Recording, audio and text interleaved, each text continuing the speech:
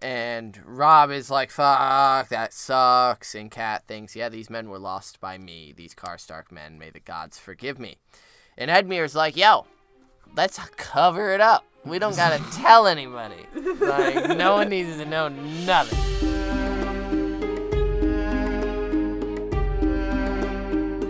What up, and welcome to another episode of Brotherhood Without Manners, your favorite full spoiler reread podcast of George R.R. Martin's A Song of Ice and Fire series. I'm Nate, one of your hosts. Joining me, as always, my brother Zach. Silky smooth. Thank like you. That's what I decided to come into you on this Friday night. It's not Friday night, I but don't like it's that. Stop it. Anyway, we read A Song of Ice and Fire here. That's the series written by George Martin, beginning with A Game of Thrones. We are reading Storm of Swords, and we are full spoiler. This is the one and only warning at the top of the episode, so if you're new and you don't wish to be spoiled, leave, come back, and then enjoy our show. It's wonderful, I promise you. Is that an okay promise? Can I make that promise? I'll use my credit card. All right. Yeah. That's what you're contributing to this? Yep. Awesome. If you've been here before, thank you for coming back. We love you. Welcome back. Last episode, we were reading Tyrion 3, and we had a special guest, Micah Clark. Yo, it was so fun. It was really fun. We really hope you guys enjoyed that episode with our guest, and we're pretty sure he did, but we really hope he enjoyed joining us here. We're definitely looking forward to our other future guest appearances. Hopefully that will be Micah again as well. Yeah, absolutely. So one of my favorite takeaways is that Tywin Lannister would not wear a mask either, and he's an anti-vaxxer, dude. It's great. It's great stuff. So Tyrion, there was a lot of political maneuvering. We learned that Tywin was aware that the Tyrells planned to marry Sansa off, and therefore they were nipping that in the bud by having Tyrion do that. Tyrion fought back, but eventually relented. Cersei was also to be married to either, well, there's quite a few options, but seemed to be settling on either Willis Tyrell or likely. Or the Theon Greyjoy or got Theon mentioned. Greyjoy, so Balon. as said Balon, quite a few different names were thrown out. She was not happy. No, of course not. So, and then Tyrion is also currently made Master of Coin because Littlefinger's diddy bopping out, and someone's got to do it. And so interesting moves from Tywin, obviously. Coming from Tyrion, we could see them coming a mile ahead. But now we're going to be have that vantage point. Moving a little bit northward towards where some other political maneuverings are occurring. Political follies. Yeah, some bad news stuff. So we are joining Catelyn up in Riverrun this chapter. For Catelyn, what the fuck number is this? 3? I don't know. Catelyn 3, yes. Catelyn 3. So last time on Cat 2, do you want to kick us off there, or are you going to make me try and recall what happened last episode? That's actually because I mean, we do know that it was the makings. It was the Robb Jane returned. Poole. Yeah, Robb got back, and Catelyn was all nervous and excited and not sure how she was going to be received because Robb was finding out that she freed Jaime. And basically, it was, if you forgive me, I forgive you, because Robb married Jane Poole and lost the Freys and fucked it all. Yeah, made a big show of that. And Cat was suspicious of the Westerlings, knowing that they are bannermen to Tywin. We also learned of the folly by Edmure for not following the plans that he was unaware of and stopping Tywin from crossing down to intercept Robb and the Blackfish. Lord Karstark was super pissed at Catelyn for denying him his vengeance, and he was quite pissed that Cat was forgiven so easily, and he ended up storming out of the hall in that chapter. And that vengeance is where we open. Yeah, in this chapter here. Silence had fallen as they brought the corpses forth and laid them beneath the dais. Half a castle away, Cat could hear Grey Wind howling.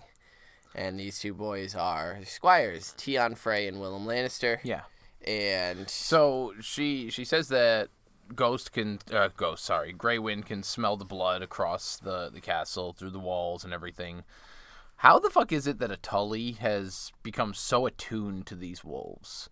Like, I know that there was the Bran incident where she witnessed Summer saving Bran, but just how aware, because I don't doubt that, if not exactly on point, that's pretty close to why Summer's howling. You know, the fear of what's occurring, I keep saying there's so many fucking dire wolves, and I'm trying to reference them.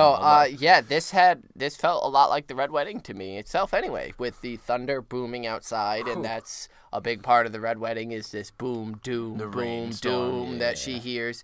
Grey Wind howling half a castle away. Yeah, it's almost a deja vu type of scenario. Similar here. to Winterfell as well with Bran when Theon was taking it. Cat, I think. I mean, I think at this point it's desperation. She's looking for any outside source, any divine intervention that she can to protect her children. And so she thinks that these wolves, and has reason to believe that these wolves are sent from the gods and are more than just wolves.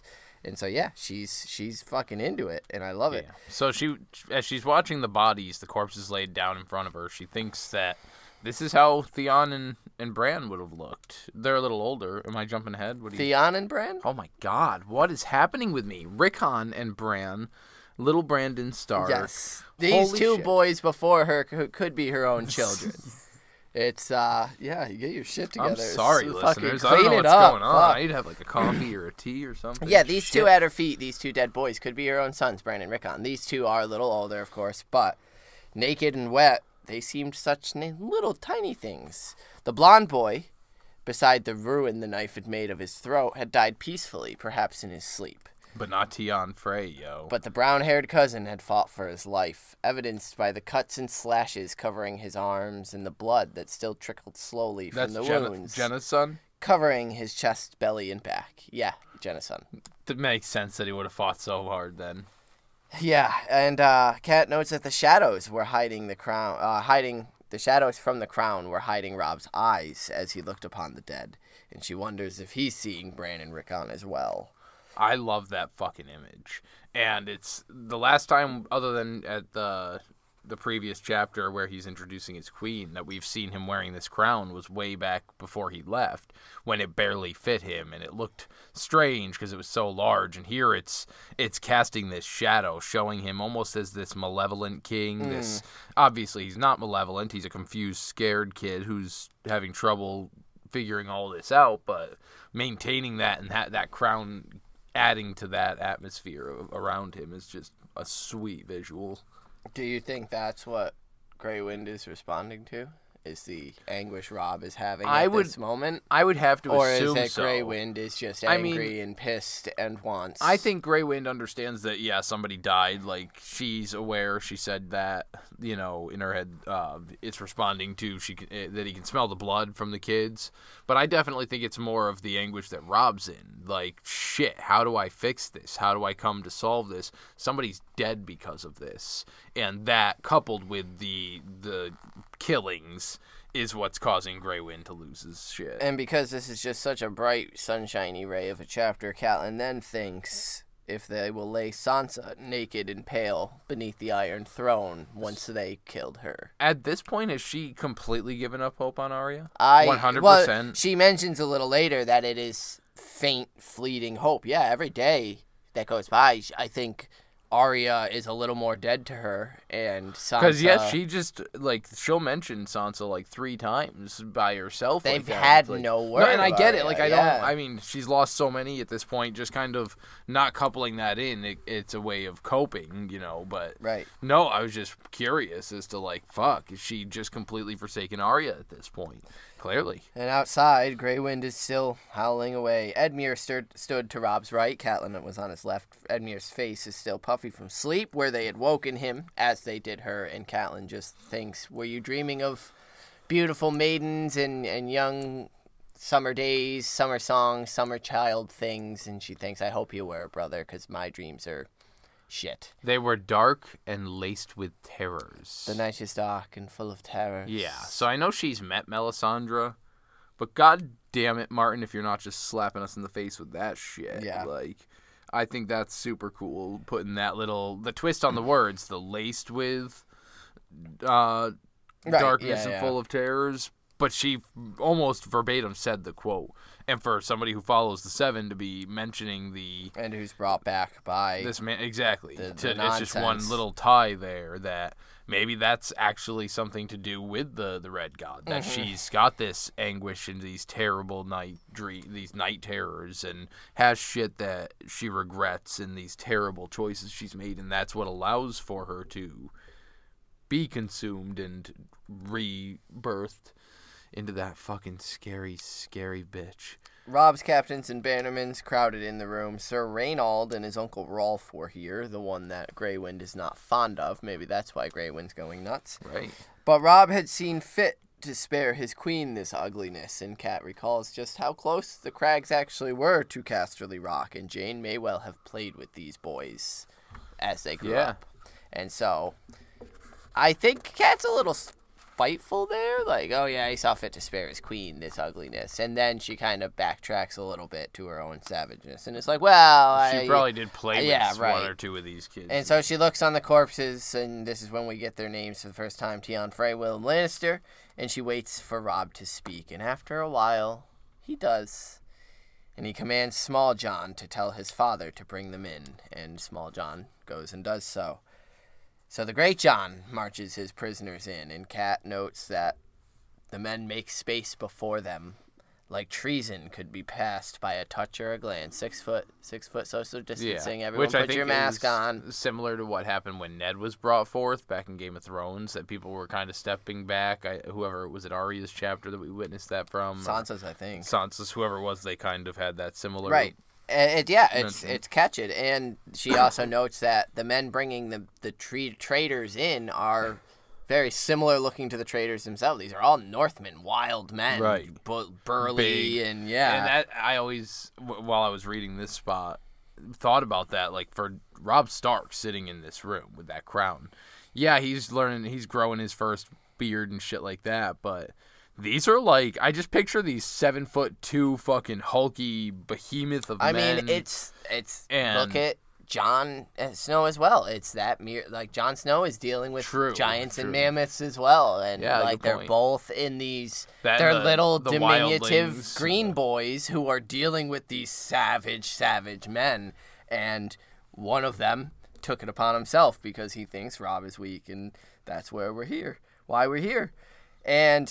Yeah, two of them were wounded, and 2 of Great John's men were wounded during the taking, as were 3 of the prisoners, so there's only a few let in, and Cat just thinks that the North is hard and cold and has no mercy, Ned had told her when she first came to Winterfell 1,000 years ago, because this is Northmen versus Northmen. Like, this is the way it has to be. The North is cold, and Karstark betrayed them, so people had to die for this. So, before we get into the actual politics of it, obviously there was errors and slights on both sides.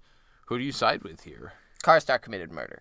I'm 100% on that field. Like, I'm with Robb. Sorry, Karstark. Your 2 sons were killed on the field of battle with swords in their hands. These were 2 squires asleep, unarmed in a cell. It's murder. And so, I mean, as much as I'd like to, Cat was in the wrong as well. Right, clearly, absolutely. However, Cat should have been sent away from the battlefield, as we discussed in our chapter, "The Unraveling." This is cold-blooded murder on children, and you're in this society. You're disobeying your king, right? And like that's treason. Sorry, you agreed to it. Like, sure, you can say all you want. I shouldn't have sworn my sword to you. You fucking did. Sucks to suck, but... And vengeance is one thing, like, absolutely. I was for it when they were arguing. Challenge Jaime Lannister to a one-on-one combat. Like, go out on the battlefield and slay a bunch of people in the name of your sons.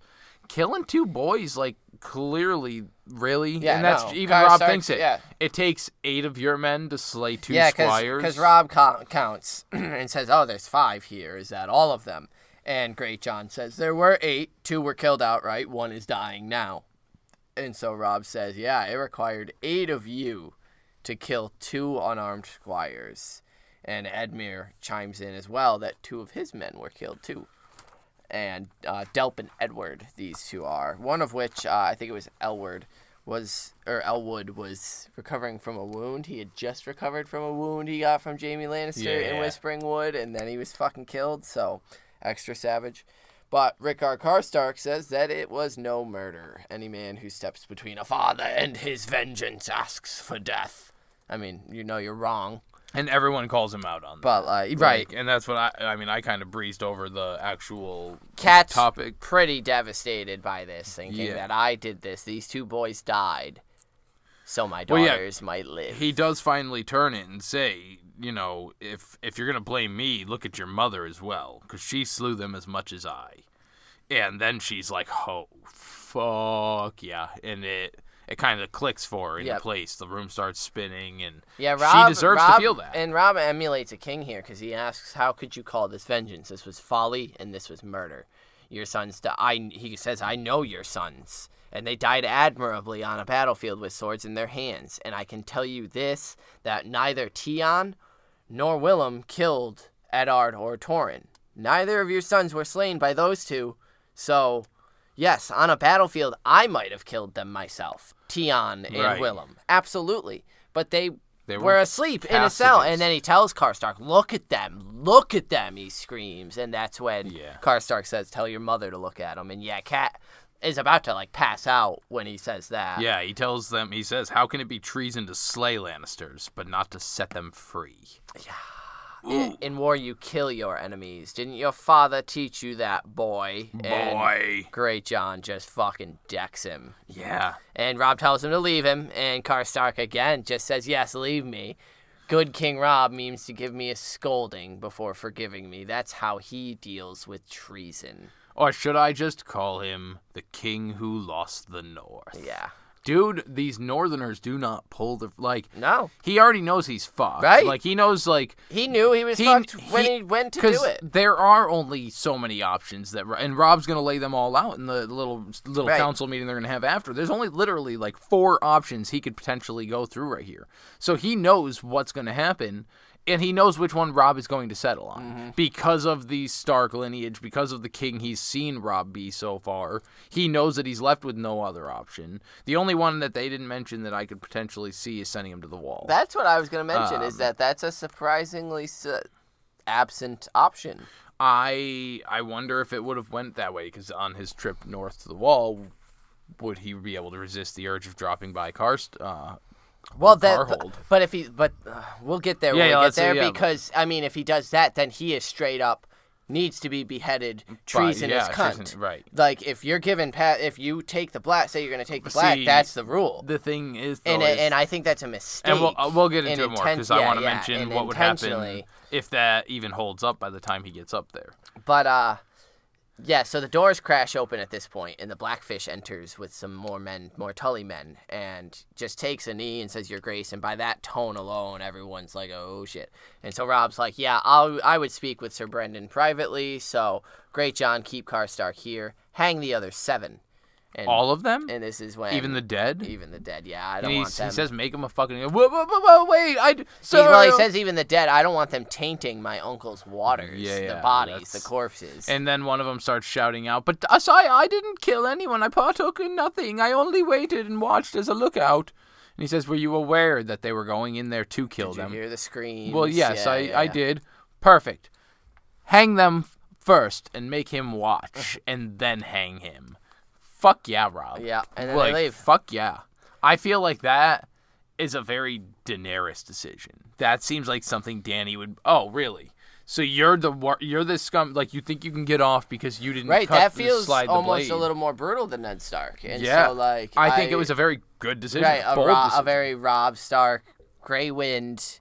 the young northern wolf, the young wolf put in that. You deserve savagery. a harsher punishment because you're acting like a coward. And now you're being cowardly. But right. then, at least Karstark is still spitting in my eye. Right. And right. Yeah, absolutely. You're not acting like a Northman. Outside, the thunder splits and crashed and boomed, and Catelyn thinks, "Is this the sound of a kingdom falling?" Damn. At this point, Martin's not hiding it. It's at this point you are meant to get that. Everything is falling apart now. And the fact that she's so aware of it here, we're getting the fucking talkings as fuck of the Red Wedding and the stirring ups of that. Yeah. And this is a cool. Very good mirror chapter to Tyrion's, where they had their small council, and we saw their plans and plots. And then they excused themselves from the Great Lords and had the private chat with Kevin, Tywin, Cersei. And they retreat to the audience chamber, and keep it only lit by an oil lantern. I like the awkwardness of the beginning. Yeah, because Robb takes his crown off, and then Edmure like goes up to the table and just like sits down. But nobody else is. Yeah. They're all just like, we need to sit in here, chat, figure it out, and get back out there. He's like, oh, and then stands back up, all creepy and awkward. Poor Edmure. So Blackfish reports that all the fighting Karstark men are gone. They've scattered hunting. Lord Karstark has offered the hand of his maiden daughter to any man, noble, lowborn, or high, who brings him the head of Jaime Lannister, the Kingslayer. So does that mean that the people that were mentioned in Arya's chapter that were looking for Jaime Lannister at the inn with, what's her name, Sharna, were probably a couple of Karstarks on the hunt for him? Because they were sent by, and so that kind of gives us an idea of the time frame potentially, that it's a day or two after this that last Arya chapter occurred. Cat just loses her shit here, because she's like, fucking A, they're gonna hunt Jaime, and then there goes the whole reason for me freeing Jaime. And Robb is like, fuck, that sucks, and Cat thinks, yeah, these men were lost by me, these Karstark men, may the gods forgive me.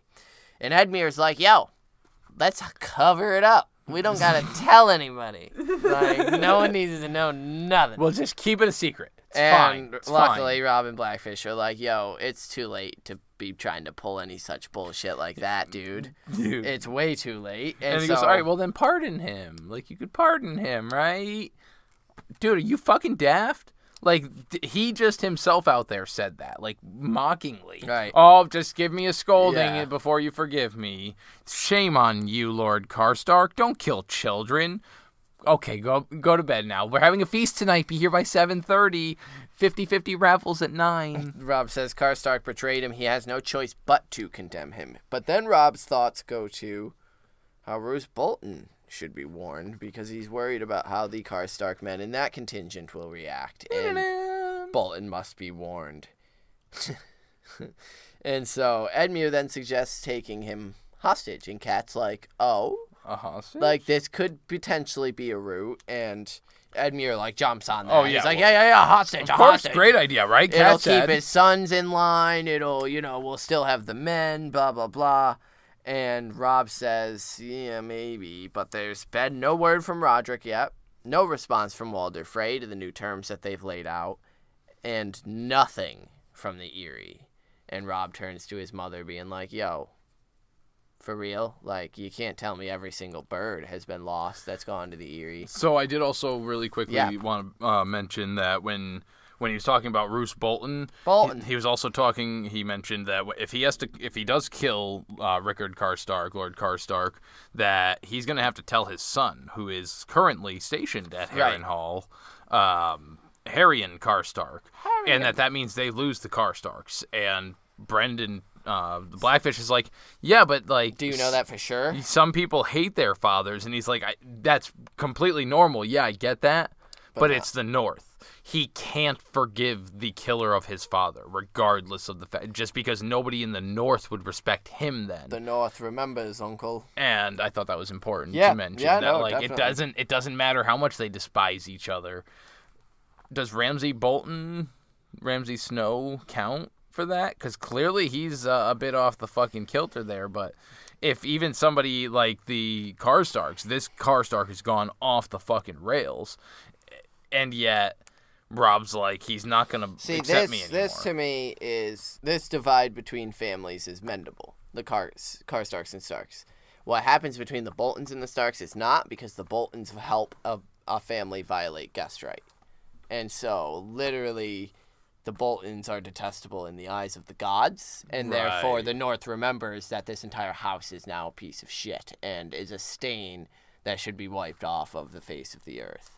The Karstarks, their father got angry in vengeance and defied his king. He did. And so he lost his thought head. he did it in the name of vengeance. Right. And so he was wrong. Those bridges could be mended further generations down. Right. The Boltons, no.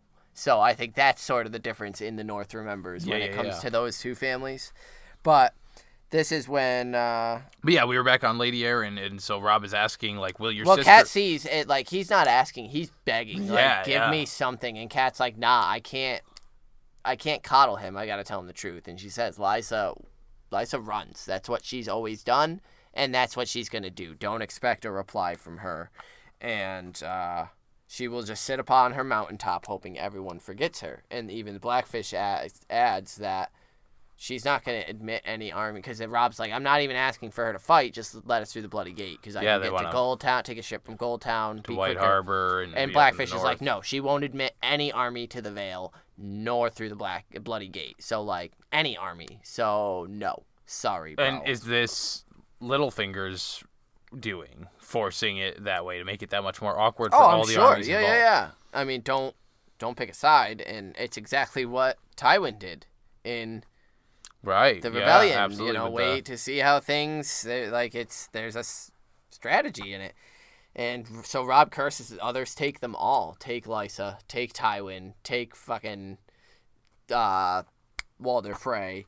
And he asks, why would any man want to be a king? And I heard them pumping my name, like I thought I'd be just. I thought I'd be father's son as a king. It's funny how this is some of the same things that Robert Baratheon said before he died. And I know it's a weird mirror to make, but king to king, he was saying, like, I hate this. I don't get why anybody would ever want to be a fucking king. How did it all get so confused now? My friends are my enemies. I fought beside Lord Karstark in the Whispering Wood along with his sons. And now I have to take his head. And he says out loud, will the Lannisters thank me for his head? Will the Freys? Nope. And Blackfish. Always. Nah. Sorry, bro. Straightforward, yeah. And so this is when Edmure says, all the more reason to spare him. He dies tonight. Robb lifts his crown and sets it upon his head. Suddenly a king again. Lord Rickard dies. And then he gets all fucking corny. He killed more than a Lannister in a fray. He killed my honor! That's not the worst of it. I'll deal with him at dawn. Ned's leg's broken. So, the wall is a huge tactical error to not discuss what's here. Up with that? This would check quite a few boxes. He doesn't have to die, so you don't have to completely lose faith with Karstark. Lord of a high household, so he could bring a lot of honor to the Night's Watch. He could do a lot of good there. He could do a lot of good there. If, for some reason, he decides to go rogue, he's going rogue. And in that case, you're a traitor to the realm. By law in the North, the warden of the North, which as heir of Winterfell would be Robb, King of the North, has to execute him. That's his job. He's supposed to be going to the wall to serve. Right. And if he's running away to go after Jaime Lannister or go pursue his vengeance, then you're free and clear, and it's not anything to do with Catelyn. If not, he accepts his post, goes up there, and lives. And I'm shocked. Unless it's because they're so far south, the neck is currently to get through. But I think that's usually a choice, the wall or right. execution. I don't think he would accept the wall anyway. I don't either. I think by giving him the choice, though, you're going to help retain a lot more of the following of the Karstarks. It's going to be much easier to mend that relationship. Especially with Karstark throwing out, like, we share the same blood of the First Men. Like, then your option is death or the wall.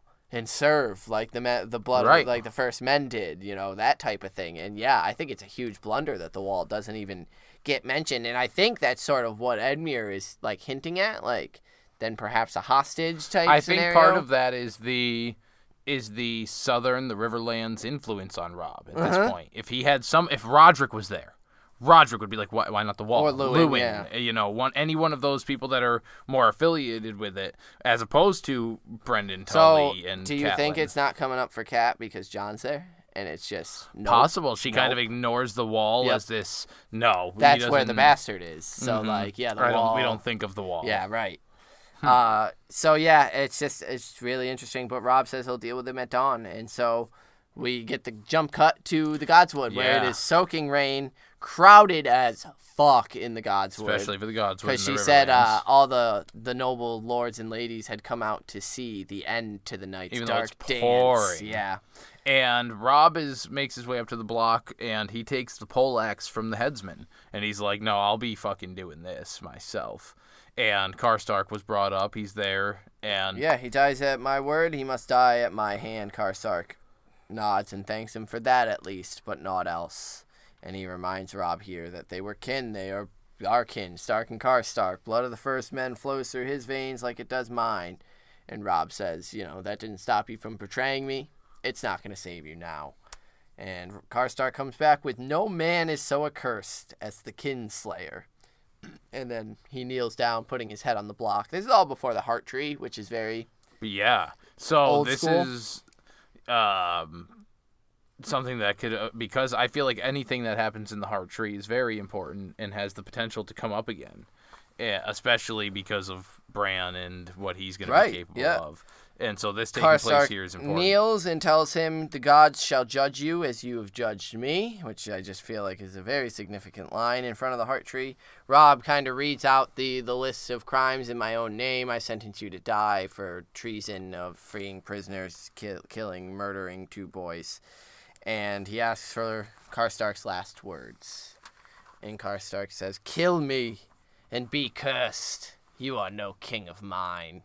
And the poleaxe comes down, kills him in one blow. And the thunder rolls, and the No, I just pictured all the lightning. Not just right it kills him in one blow, but it takes 3 to actually sever the big man's head from his body. Again, before he wanders off, just bringing up the mirror of Tion, who hacked and fucking hacked away to get Roderick's head off.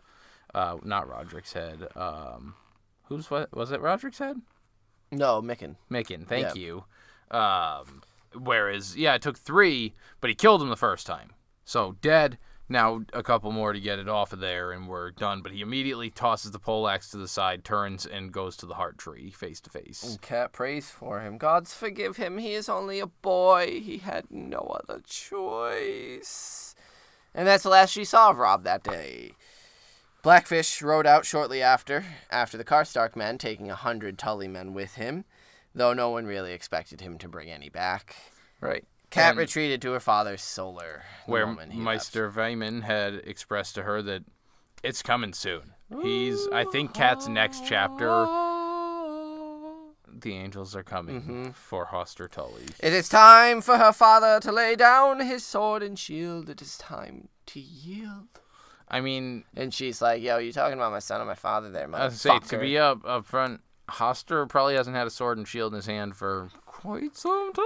Yeah. But that's just a metaphor, so I get what you're saying. Kat's just, legit just reaching. She's like, the Maester's just trying to do his job, and, she's like, my father's always been a fighter, so he's, soothing her, the bedside manner, it's time for him to put his armor off, and... put down his sword, and she's like, are you talking about my father or my son? Right. And Vyman's like, the dang dude right in bed that I've been taking care of for 6 months before you fucking came here with your crazy. So, pardon me for the analogies, you fucking asshole. I'm just trying to have a little bedside manner, and then you're the one who's like, no, I'm going to fucking quarantine myself in my father's room. Thank a nurse, man. Right? Thank a nurse. Christ, especially Cat. during these pandemics, you crazy fucking jerk, Cat. Shit. Anyway. And that evening, little Jane Westerling came to see her. Aww. Timid as a mouse, Jane had come because Robb is so miserable and angry and disconsolate. And Catelyn's like, yeah, it's no small thing to take a man's life. And she's like, I know, that's why I was like, yo, you should get a headsman like Tywin does, dog. Dang, kid. This girl isn't, not all there. Probably shouldn't. She's sweet. She's sweet. You should get a headsman like Tywin does. And Cat, immediately is like, yes, well, my lord husband taught his sons that killing a man should never be easy. And Jane's like, oh. Oh, there's lessons. Right. There's lessons. Now, a few things I want to go into detail here, and I was going to hold off on it until the small council, because it was brought up by one of our lovely listeners. But how simple Jane Westerling is here compared to, for instance, Marjorie, and even Sansa was mentioned, especially Sansa now moving forward. Now, I want to bring up Jane Westerling was part of a house that was fucking destroyed. This is a minor house. This is not one of the great houses. There was never any chance she was even likely to marry a high lord, let alone a fucking king. She is much more likely to be married off to a second or third son who may hope to become a lord, let alone just a knight, which is what she's more likely to get. And so she's not trained in the political makings, the scheming and conniving, or it's the opposite. And this bitch is on another level, y'all. Yeah, no, But- I tend to think I get a Lawless vibe off of it. Of like, she is simple and sweet, and like what we're seeing is what we're getting. Like she's just kind of thrown into this position, and she it's her truly it's her cares. family. Like I am now like remembering that fucking in Feast, her mother straight up says that she's making the poultice to prevent her from getting pregnant. It's her family, and Jane is completely innocent of any knowledge of the coup that they're trying to stage. Jane is a simple, sweet girl who's getting manipulated by her family. And yeah, sweet can equal naive in this world. Sansa's grown out of it. Growing out of it. But for the most part, Getting there. grown out of it compared to where she was. Yeah, where Night this and was day. Sansa. Yeah. This was Sansa. Oh, how do I make Joffrey love me? And I want to be there for him. And now it's Sansa is night and day when you compare her to Jane Westerling. So, yeah, I think this is meant to show us that Jane really is just this sweet, simple girl, and it's not her that is the one to be concerned about. Right. It's the family around her. Yeah, and so I thought it was important that she's not necessarily dumb. She just Right, no, there she's was not never dumb. There was never any reason for her to be. She grew up in Cersei. near the crags and She everything, did, yeah. right? Like she didn't need to Cersei, and she could just right. She live was. her life. That's where Cersei went to like see the weird little woods witch. Right. Like and that's where Jane grew up. Is like in that family Right, with the right. woods witch influence or curse, if you So, believe into that. anyway. But yeah, it's an interesting conversation. She says that Robb just spends most of his days looking at maps now. He had written a letter, but he burnt it before sending it. Jane doesn't know what to do. He doesn't eat. He won't take his meals. And she says, tell me what I should do. You're his mother. You're his lady mother. Please tell me what I should do. And Cat thinks, tell me what I should do. I might ask my own father. Hold on, I gotta get my pen. You stupid son of a I might bitch. ask my own father that, but he is gone or will be soon enough, as is Ned, Bran, Rickon. And oddly enough, she thinks Mother and Brandon too, so long ago. So she's just lamenting all these wise people that she would go to. And I mean, this is just aging. Like, this is just a normal part Yeah, of life sure. where, like, slowly as you get older, these people you looked up to start to give into life and die, and Maybe a couple extras that didn't need right, to, some but yeah, definitely. unexpected like sicknesses take some younger than you would wish, and it's That's life. it's horrible, but yeah, right. And so it's just this interesting reflection of this little young queen coming in all naive, and she tries to smile as she counsels patience and understanding, saying that he will come back to you soon enough, as in the north winters come, and be there when he does. And so Jane listened raptly and says, I will. I should go back. He might have missed me. I'll be there for him. Something else, Jane. Something very important. Get some. A king needs an heir. Oh yeah, I guess that's what she said. But yeah, And Jane smiled at that, saying her mother makes her a posset to help her get fertile, and she drinks it every morning. there it is. We try most every day, sometimes twice. I'll be with child soon, my lady, I promise. I pray to the mother every night. I'll add my prayers to those. Yeah, you make Catelyn sound like fucking old Greg. I and just it's think it killing seems me. so strange though that Love like, things, like hip things. let me also pray for your sex to go well. Like, Well, I mean it's no, not. for a child, yeah. I mean, and right, dramatizing Robb needs it. an heir to secure. Like, no, that's not a weird Yeah, thing. so that's It's the reveal that she's drinking a potion to make her fertile. When is this Martin beginning the like really pushing the heir, the wolf pup? I mean, stuff? yes and no, because we straight up learn in Feast that this posset isn't helping her make her fertile. It's doing the opposite. It's Or preventing is a supposed child. to. It was supposed to be, right. And so there's a chance that Jane Westerling does get pregnant, but it's slim. And so, no, this is supposed to be, like, diffusing us Right. to the Westerlings. And Jane is a great tool to Yeah, do so, you because get an heir, Jane and we're tied to the West. Jane is simple and smart and sweet, or simple and sweet and can be true, built up to become a North but woman. it's not the rest of the family. The rest of the family is the lying, treacherous right. cunts. And so, yeah, Jane leaves, And when she leaves, Kat just starts musing over grandchildren names because Jane had mentioned an Eddard and Brandon. Brandon, yeah, basically the names from the show. And she muses over that, stroking her father's hair back, saying, and maybe a Hoster in time. And she thinks of Jane a little bit and thinks that she did have a good heart, as Robb said, and good hips. Which is more important than baby, some childbearing hips. Them baby making hips are more important. I mean, yeah, having that tie to the west, so that way they're tying the crag to the north is a big step. It is a big deal. My question is Kat so tied up on an heir because she suspects Robb is going to be killed soon? That was what I was wondering. I was also wondering if that's not what Robb is thinking. Right. Writing his letter that he's burning. Is he naming an heir? I think that's the Jon Snow letter. Right, and he's just not sure if that's ready yet. with Karstark fucking going, and I think Robb's like, it's too soon. Like, if I write this, I'm giving up already.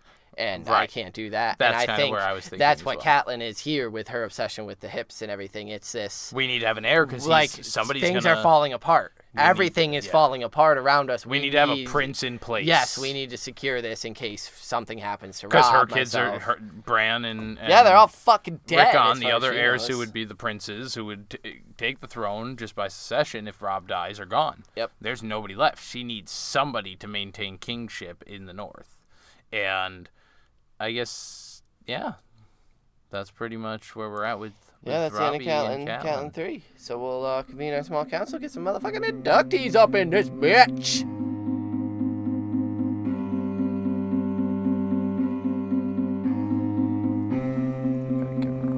Zach's mumbling as we intro into this small council. Hello, everybody. Thanks for joining us. What a fucking chapter. Yeah, it's a good one. It's a short one. It was very quick. And I mean, it's watch how this kingdom, this army falls apart. I guess I should mention or bring up that whenever this Lord Karstark mistake happens,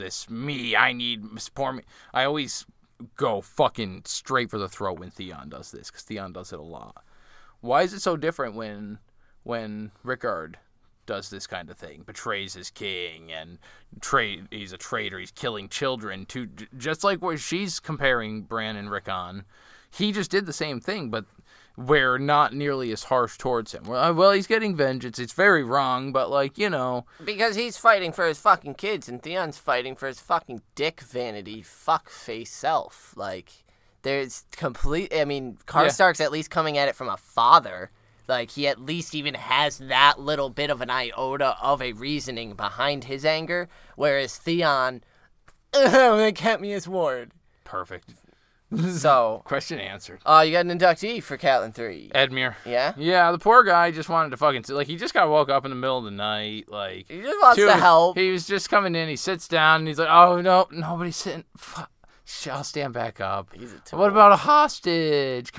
He's just throwing out his best ideas. He's, Guys, let's cover it the fuck up. Never happened. It never happened. We can all just go back to bed. They're like, dude, 300 people left tonight that know about it. Every Karstark just left literally trumpeting fucking, we just killed 2 squires! Because they just did this. And shh. Stop. Yeah. How about you do sit down? Like what Sansa said in the final. Right. Uncle, sit down. Yeah. Shut up. So Edmure, because let's just give him a room for the night. No matter what happens, you just sleep, buddy. You just stay in there and relax. Right. Don't worry. Nobody's going to judge you tonight. Mine's going to the Blackfish because of his entrance, taking a knee, going, hey, what up, Robb? And everyone's immediately like, aw, shit. Blackfish has some shit. And then just... I don't know, his presence, when Robb is despairing and, will the Lannisters thank me for Karstark's head? Will the Freys? He's the one who's like, no, they won't. You're like, it's a shitty position you're in, dude. Sucks to suck. But he is just a very good voice of reason in this for Robb to have right now. Because without Blackfish, Robb would be pretty, I think, lost.